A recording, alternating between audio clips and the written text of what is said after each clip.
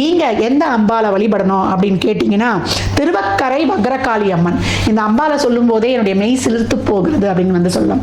அவ்வளோ அருமையான அம்பாள் அப்படின்னு சொல்லலாம். திருவக்கரை வக்ரகாளி அம்மன் வந்து ஓம் கிரீம் காளிகாயை நமக அப்படின்னு ராகு காலத்தில் கடைசி 24 நிமிஷம் வெள்ளிக்கிழமையில் நீங்கள் வந்து 11:40 அந்த 12 மணிக்குள்ள கடைசி 24 நிமிஷம் குங்கும அர்ச்சனை செய்து ஒரு நல்லெண்ணெய் தீபம், ஒரு நெய் தீபம், ஒரு வந்து இழுப்பெண்ணெய் தீபம் போட்டு வேண்டிய அம்மாவுக்கு கல்கண்டு கருப்பு திராட்சை வச்சு உலர்பழங்கள் வைத்து முந்திரி என்ன வேணாலும் வைத்து வழிபட்டு அந்த அர்ச்சனை செய்த குங்குமத்தை இந்த மந்திரத்தை சொல்லி ஓம் கிரீம் காளிகாயை நமக அப்படின்னு சொல்லி வழிபட்டு அந்த குங்குமத்தையும் வைக்கும்பொழுது உங்களுக்கு இருக்க கண்திருஷ்டி எல்லாரையும் வந்து மேலே எழும்ப விடாது. நம்ம கஷ்டப்படுறோம், சம்பாதிக்கிறோம், எல்லாம் பண்ணாலும் இந்த பொல்லாப்பு பொச்சிரிப்பு நம்மளை வாழவே விடாது அப்படின்னு வந்து சொல்லலாம்.